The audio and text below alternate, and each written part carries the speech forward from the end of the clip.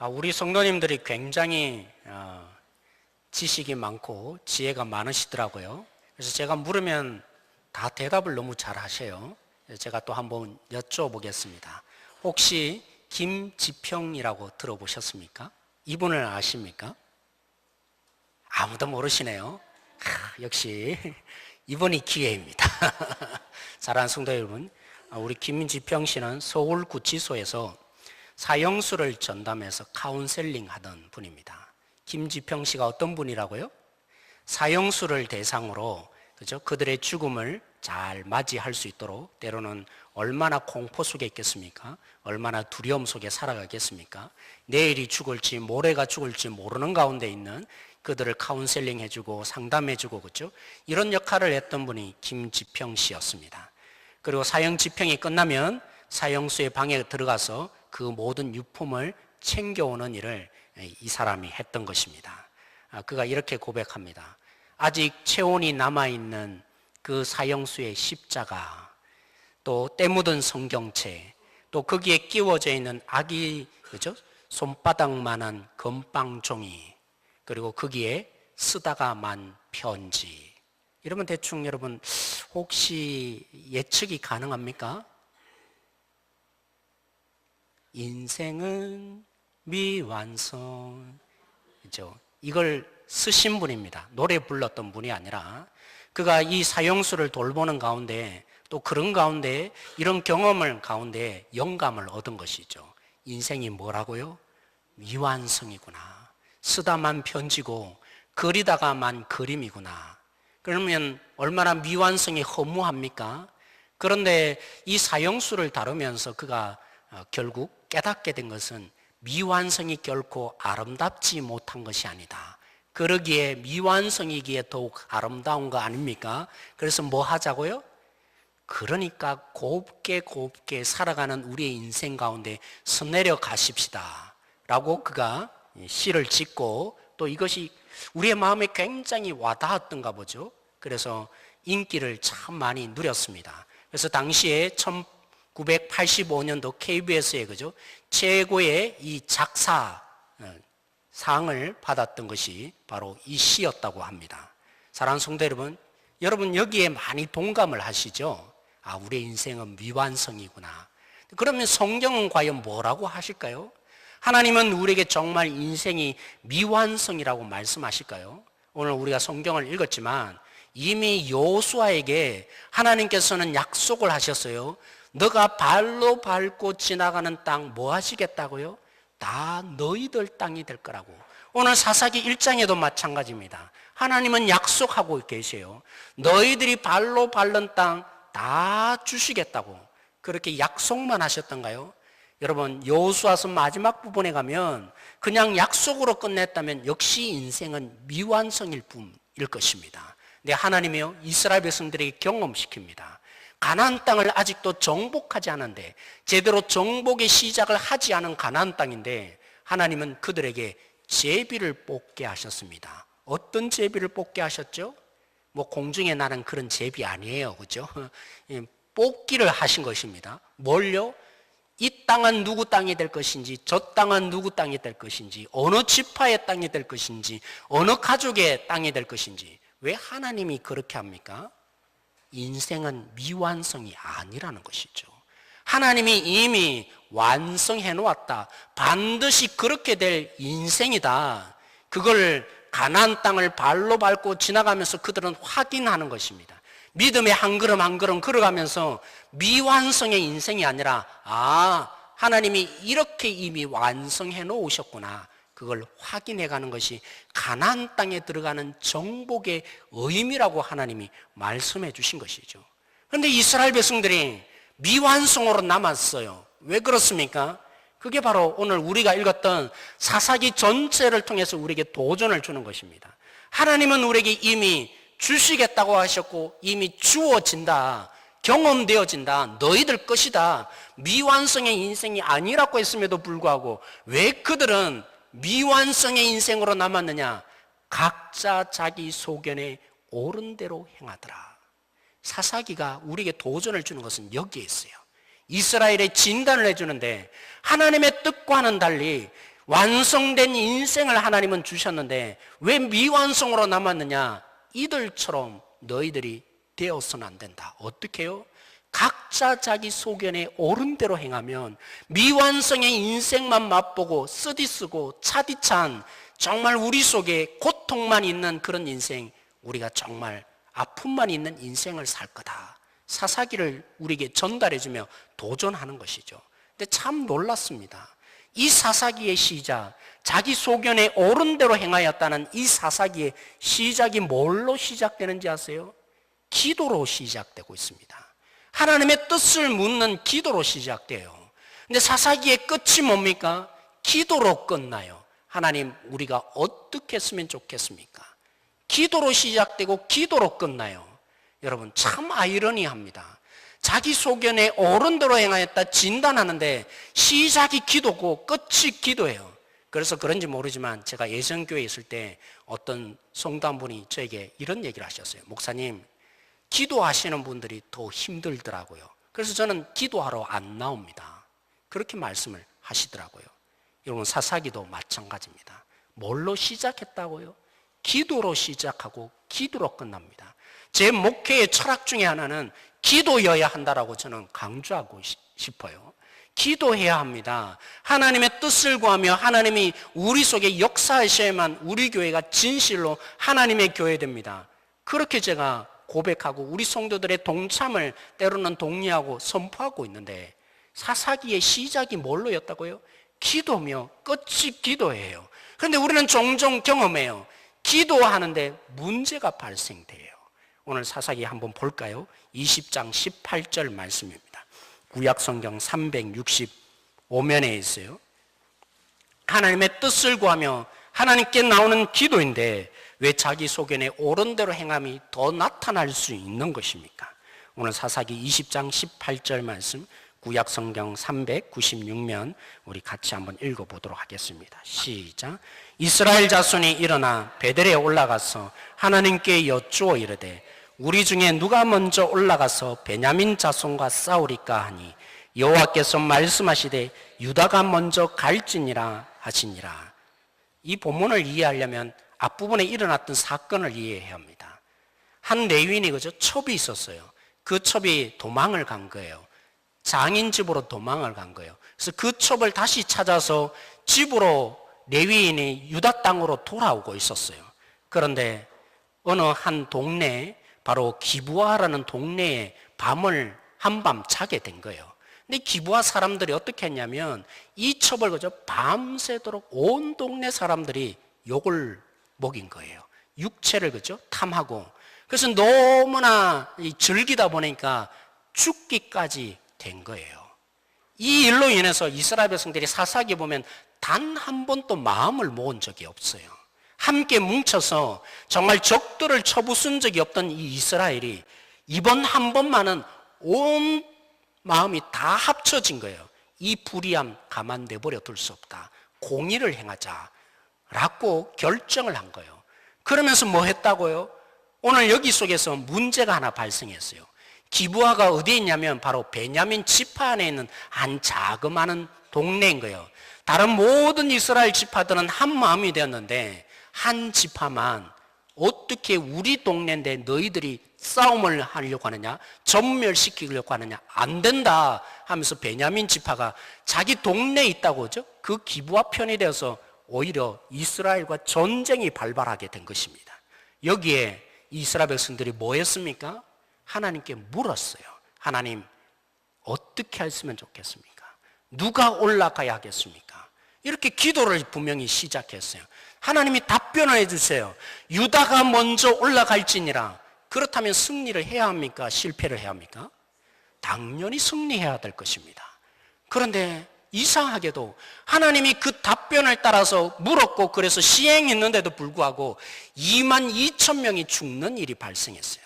그래서 이 일로 인해서 이스라엘 백성들이 다시 한번 하나님께 울면서 매달렸어요. 하나님, 이제 또 우리가 어떻게 해야겠습니까? 똑같은 대답을 하나님이 또 하셔요. 그것도 안 되었던지 이스라엘 백성들이 그죠? 이번에는 전폭적인 하나님 앞에 자신들을 내어놓는 헌신의 예배를 드리며 하나님의 뜻을 구했던 것입니다. 이번에도 여전히 하나님이 가라고 하십니다. 그래서 전쟁을 했어요. 결국에는 이겼습니까? 졌습니까? 이겼어요. 이긴 것이 문제가 아니라 그 이후에 이 베냐민 지파를 완전히 몰살하고 기브아 사람들을 다 죽이고 난 뒤에야 그들이 끔찍한 현실이 보여지기 시작했어요. 어떤 현실요?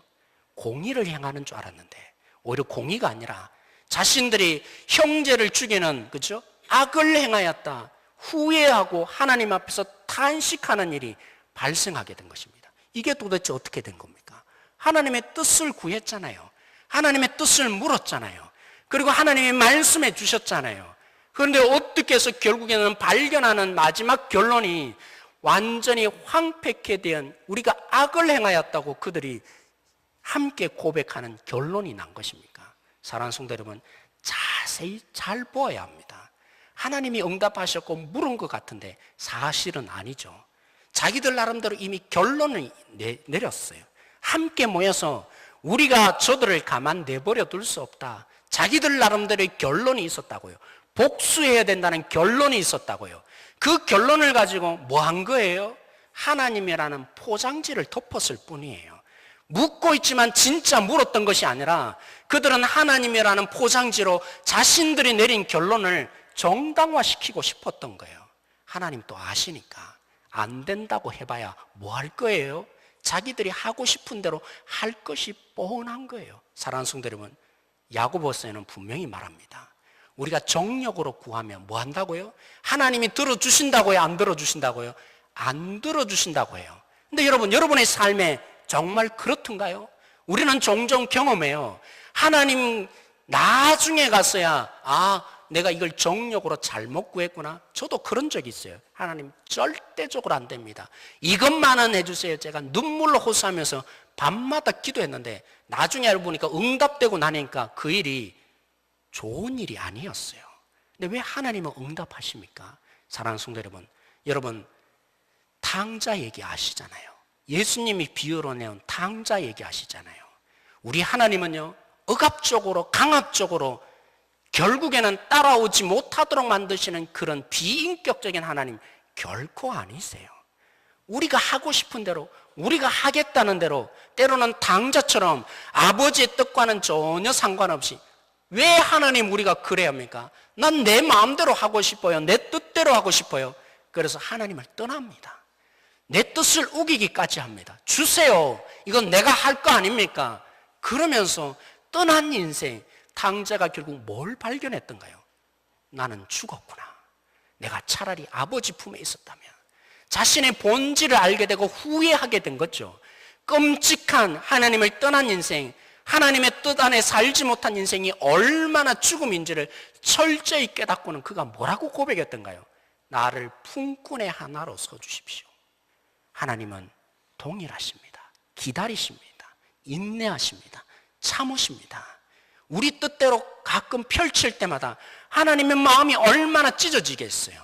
하나님이 하나님 노릇하겠다고 그토록 말씀해 주심에도 불구하고 자기의 생각대로 결정하고 뜻을 따르며 심지어는 뭐까지 해요? 내가 하나님이라는 포장으로, 그죠? 종교로 포장을 합니다.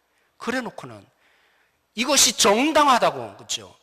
그 가운데 뭘 경험해요? 절망을 결국 경험하고, 아니었네요 하나님. 후회함과 그 절망 속에 철저히 결국에는 하나님 앞에 뭐 해요? 억지로 끌려온 인생이 아니라 자발적으로 하나님 앞에 나아갈 수밖에 없도록 하나님은 우리를 끝까지 인내하고 참으세요. 때로는 받아주세요. 그 수준에 낮아지셔서 하나님의 수준을 버리시고 우리 가운데 내려오셔서 하나님이 그 하나님됨을 포기하시고 우리를 섬겨주고 있는 거예요. 그래서 오늘도 마찬가지인 거예요. 오늘 사랑하는 성도 여러분, 우리가 내린 결론이 무엇입니까? 우리가 가지고 있는 결론이 무엇입니까? 혹시 우리가 하나님의 뜻이라고 하면서 잘못된 포장을 하고 있지는 않습니까? 때로는 그래요. 하나님, 이게 옳아요. 우리들 나름대로 기준이 있잖아요. 여기까지만 제가 참을게요 라고 기준이 있잖아요. 때는 그렇잖아요.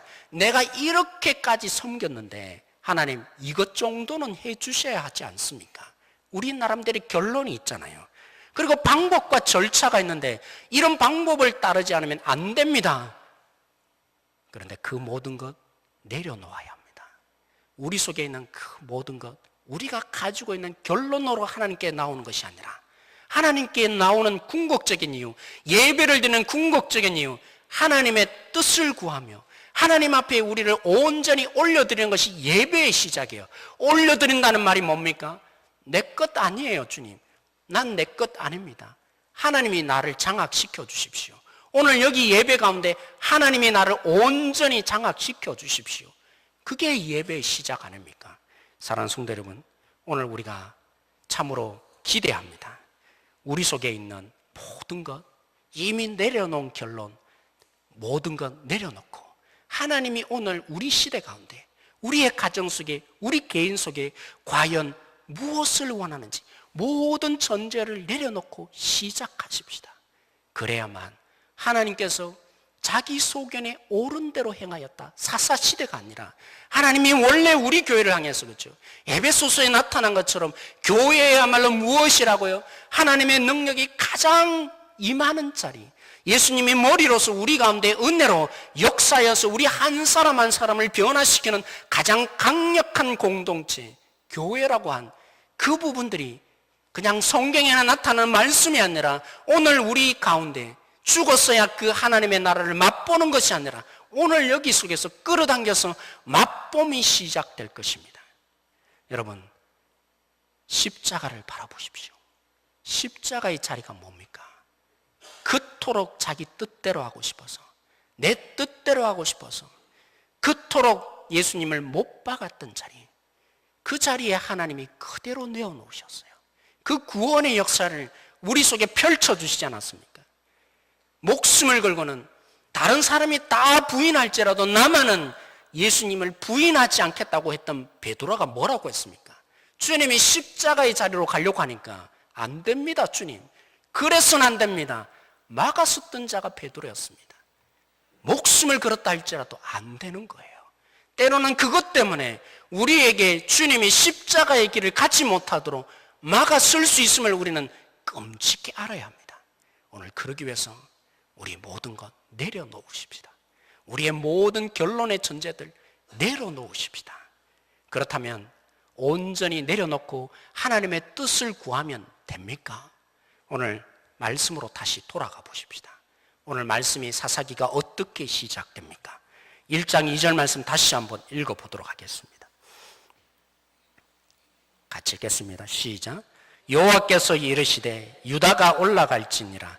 보라, 내가 이 땅을 그의 손에 넘겨주었노라 하시니라. 이스라엘 백성들의 시작은 그랬어요. 전제를 가지고 하나님께 나온 게 아니라 그 처음 시작은 너무나 좋았어요. 지금의 상황은 여호수아 지도자가 없는 상황, 그러나 아직도 땅이 정복되지 않는 그곳을 바라보며 하나님이 이미 주셨다고 하는 그 땅을 발로 밟고 가는 일을 해야 하는데 지도자가 없는 거예요. 그래서 그들이 물었죠. 하나님, 누가 올라가야 합니까? 그때 뭐라고 하나님 대답하셨죠? 유다가 올라갈지니라. 이 말씀 그대로 유다가 정말 올라갔을 때, 전쟁했을 때 가장 이 가나안에 악랄했던 아도니 베섹도 무너뜨렸어요. 그리고 가장 정복하기 어렵다는 헤브론 땅도 그들이 취하였어요.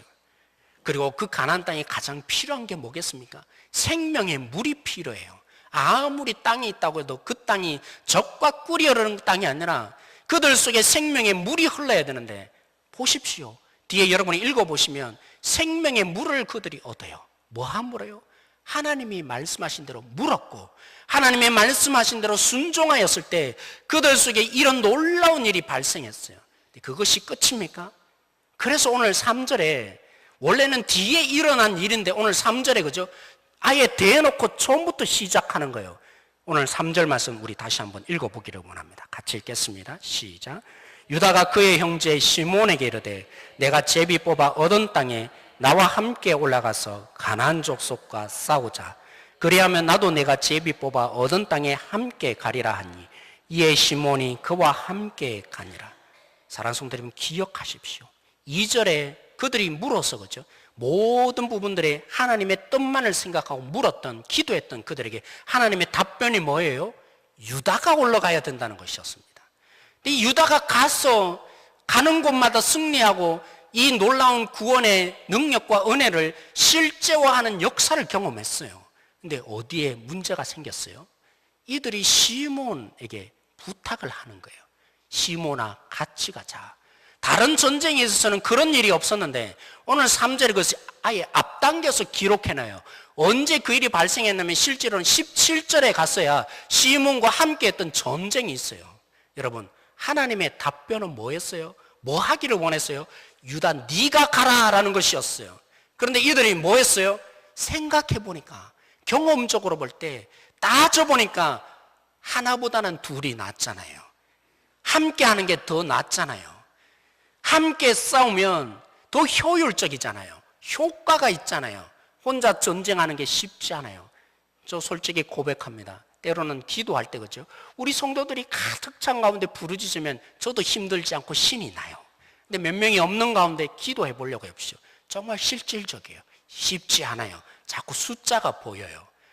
유다 사람들이 나름대로 생각하니까 하나님은 유다가 가라고 했지만 효율성과 효과 면에서 뭐가 나아요? 함께 싸우면 더 낫더라는 것이죠. 하나님의 말씀에 온전히 순종하지 못했어요. 온전히 순종하지 못하니까 그들에게 어떤 일이 발생했던가요? 물론 이기기는 했어요. 그런데 그 가나안 땅 선물로 누리는 것이 아니라 황폐케 만들었다고 성경은 기록하고 도전하고 있습니다.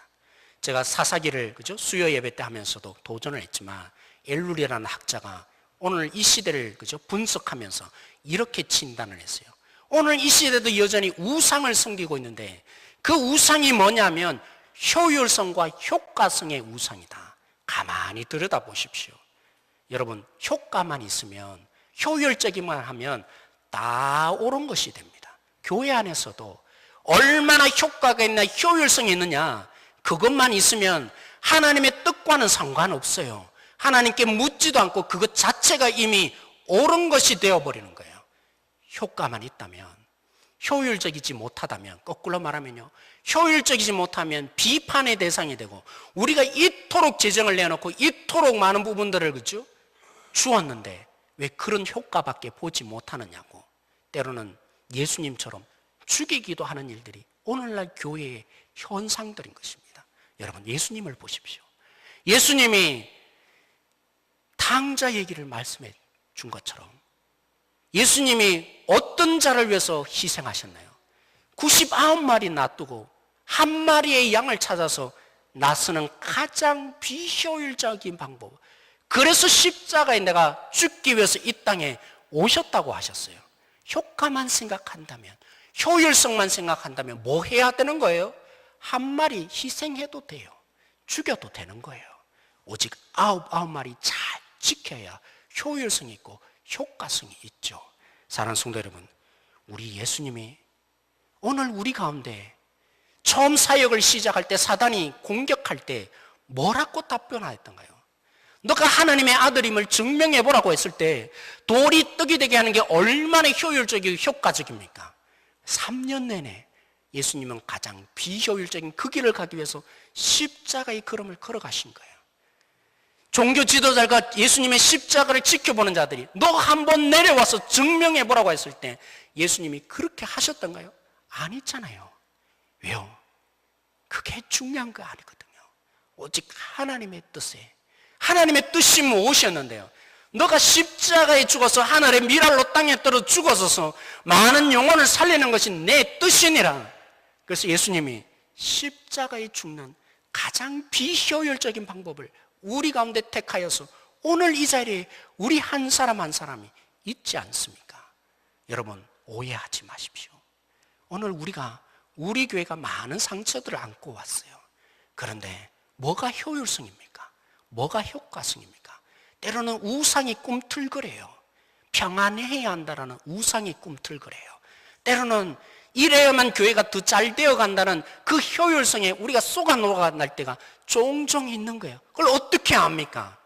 모든 부분들을 하나님 말씀에 귀를 기울이고 하나님의 뜻을 기울이고, 그래서 하나님이 말씀하시면 그대로 해야죠. 오늘 사랑하는 성도 여러분, 오늘 우리가 그러한 자로 서 있기를 소망합니다. 제가 1년 동안 참 힘들었어요. 목회자로서 참 힘들었어요. 왜냐하면 제가 제대로 볼 수 없었기 때문에 힘든 거였어요. 그런데 이제는 기대합니다. 뭘 기대합니까? 오늘 이 말씀처럼 우리가 이미 내린 결론을 내려놓고, 우리 한 사람 한 사람들이 우리 각자가 내린 결론을 내려놓고, 하나님 무엇을 원합니까? 이미 내려졌던 결론을 내려놓고 하나님의 뜻을 구할 수 있는 기회가 시작되었기 때문입니다. 그래서 저는 기대가 돼요. 사랑하는 성도 여러분, 저는 기대가 돼요. 왜냐하면 효율성과 효과성에 물든 이 많은 세상의 교회들이 있는데, 하나님의 뜻이라면 그대로 순종할 수 있는, 내 마음이 안 들고 내 뜻에 맞지 않아도 하나님이 그렇게 말씀하시니까 우리 가운데 그 뜻이라고 순종할 수 있는 기회가 시작되었기 때문입니다. 이제까지도 14년 동안 사랑하는 성도 여러분들이 그러기에 지켜오시고 여기에 온 줄 아는데, 이제 경험되어지기를 원합니다. 하나님의 뜻을 구하며 하나님의 뜻이라면 그것에 목숨 걸 수 있는 이것이 경험되어져서, 그래서 하나님이 약속하신 대로 교회를 향해서 주시려는 이 은혜, 능력들이 무엇인지를 낱낱이 우리의 삶 속에 경험되어지게 될 때 우리는 세상에서도 주눅들지 않게 될 것입니다. 경험되어져서, 누려져서, 알게 되어서, 그래, 저들 아무것도 아니다, 이 땅 가운데서도 내가 외롭지 않다, 우리 주님이 계신다, 그 마음으로 붙들고 나아가게 될 것입니다. 사랑하는 성도 여러분, 제가 오늘 이 말씀의 의미는 우리 시무 투표를 놓고 얘기하는 것으로 끝나지 않습니다. 이건 기회인 것입니다. 더 나아가기를 원해요. 오늘 이 부분들이 경험되어서 앞으로 우리 교회가 희망이 있기를 원합니다. 어떻게 해요?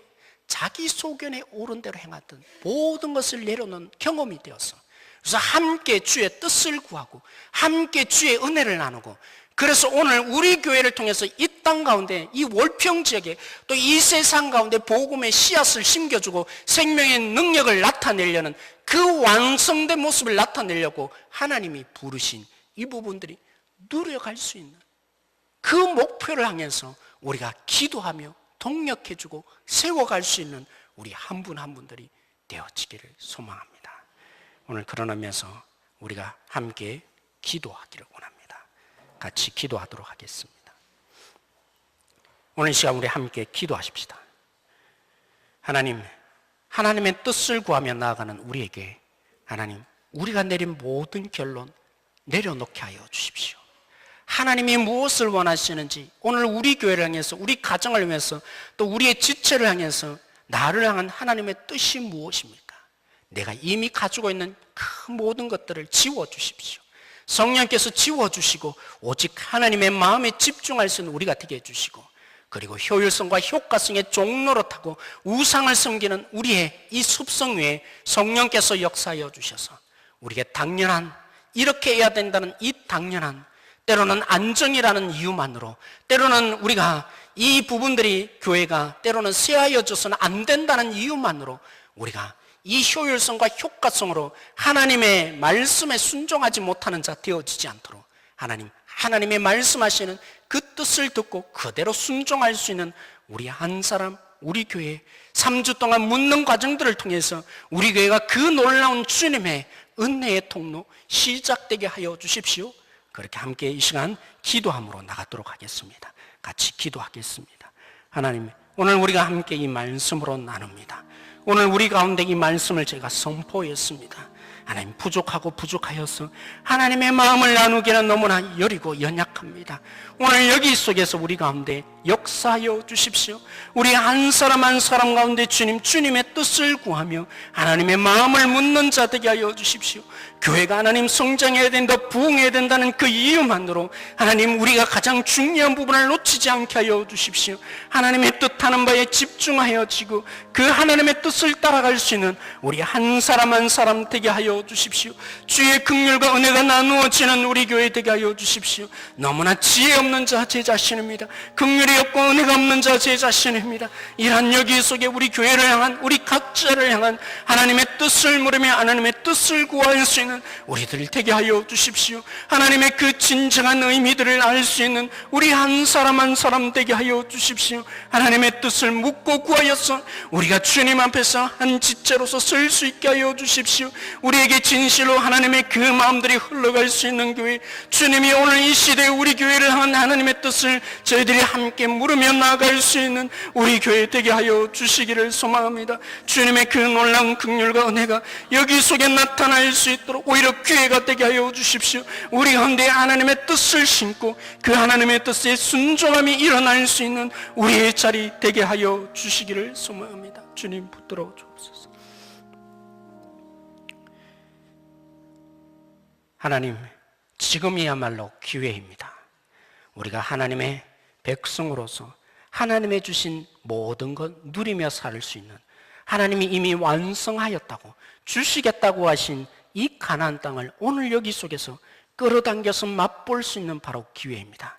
그러기 위해서 우리가 하나님의 뜻을 구합니다. 이제까지 우리가 가지고 있는 모든 전제를 내려놓고 하나님이 말씀하여 달라고 금식하며 부르짖는 자들이 생기게 하여 주십시오. 오늘 우리 속에 효율성과 효과성이면 뭐든지 다 되는 이 땅 가운데 하나님, 우리의 많은 상처들 속에 교회가 안정화되어야 된다는 그 당위성을 내세우며 우리가 때로는 하나님의 뜻에 순종하지 않을 때가 있었음을 고백합니다. 오늘 여기 속에 주님 말씀하여 주십시오. 우리 한 사람 한 사람이 기도하는 가운데 하나님의 뜻을 구하며 하나님이 뜻하시는 바라면 그 뜻을 따라서 행동하며 주님께 나아갈 수 있는, 하나님께 정복당하여지는 한 사람 한 사람 다 되게 하여 주십시오. 이 모든 것 주님 손에 맡기며 예수님의 이름으로 기도드렸습니다. 아멘. 자.